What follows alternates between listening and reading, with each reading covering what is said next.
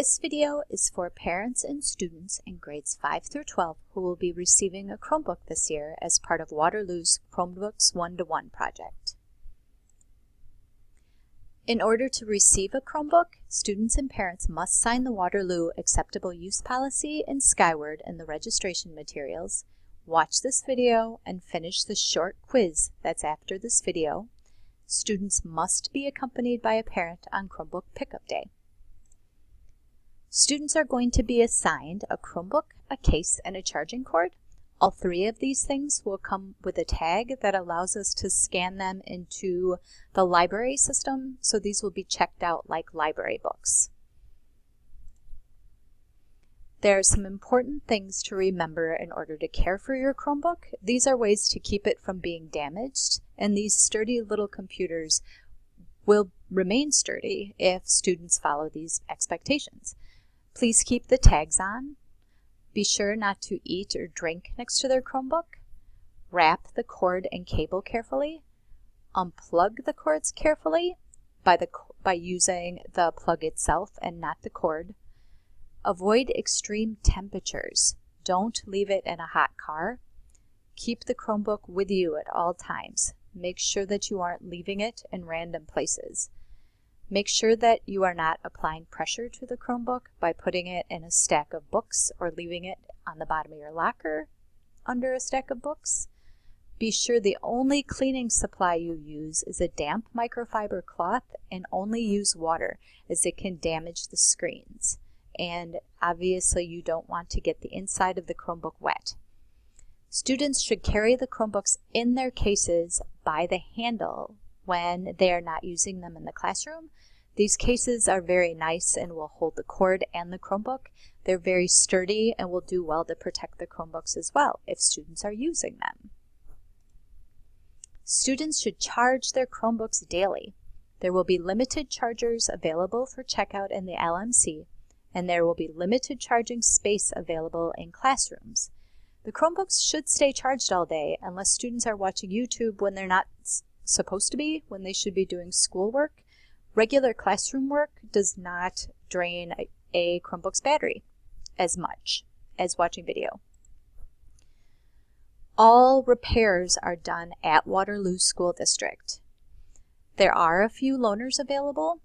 If students have a Chromebook that's in repairs, they can go to the high school LMC and a Chromebook will be checked out to them. Students should report stolen Chromebooks immediately to the school office, and students are responsible for their Chromebook case and charging cord. So students will be responsible for repair cost. Again, we have researched and implemented a variety of Chromebooks in our school in order to find the ones that are the most sturdy. So if you use the care tips that we've included in this video, you are not likely to experience any of these problems. The replacement cost is what it would cost to repair a Chromebook with a brand new Chromebook, which is what would happen. And again, we take care of those repairs at school.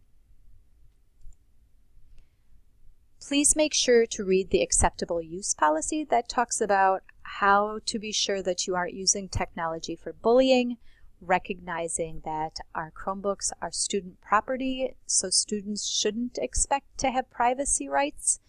Students need to be sure that they aren't plagiarizing or trying to pirate anything using their own technology or school technology. The school handbooks have the acceptable use policy in them, and you sign the acceptable use policy when you register at the beginning of the school year. Common Sense Media is a nice resource to learn more about how students can protect one another and learn more about plagiarism and protecting your privacy. Students who violate the acceptable use policy or who have multiple instances of damage or have multiple instances of leaving their Chromebook at home might need to go on probation with their Chromebook. If they violate handbook policy, then that means they're going to follow the high school and intermediate middle school handbook expectations in terms of discipline.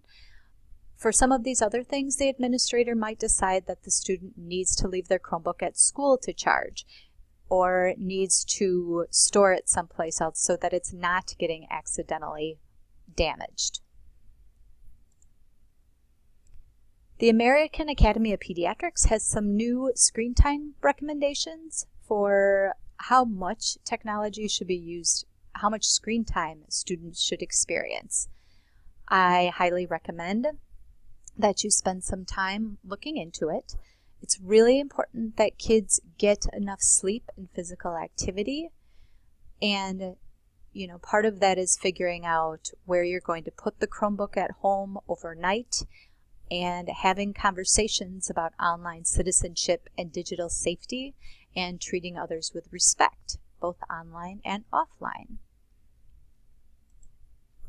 Some other things: students should bring headphones and earbuds daily. Those can be purchased at the dollar store or Walmart or any number of places. Earbuds are fine.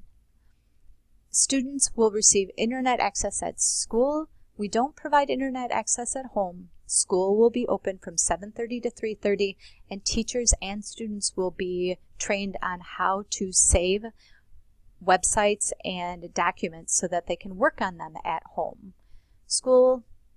The library also has internet access. Chromebooks are filtered at school and at home. That doesn't change. And parents can waive take-home access to Chromebooks, but each student will still be assigned one for in-school use, only in order to provide a consistent experience in the classroom. So your student will have a Chromebook to use at school no matter what. It might just stay at school and be charged there. Teachers have access to different filters that'll be able to lock students into websites, and we want them to have all students to have access to that when they're here. Here are some great website resources for parents. Common Sense Media is a terrific place to find out great websites and movies for your age-appropriate child, or that are age-appropriate. So you can find great apps and stuff, as well as have a lot of your questions answered in terms of how to protect privacy and be a good digital citizen. The American Academy of Pediatrics Media and Children's Communication Toolkit helps you plan how much time your student can have at home with their recreational screen time. And we will have a Chromebooks 1-to-1 page on our school district website. Briefly, here's Common Sense Media's page. This page is also available to be translated into Spanish, and here are some of the topics that they cover for parents.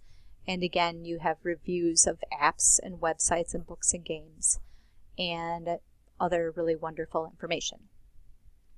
The American Academy of Pediatrics helps you and your family create a plan for home for helping students figure out when they're going to have recreational tech time and when they need to do something different, like read a book or have family time. So this website is also available in Spanish, and it's another good resource for technology use at home.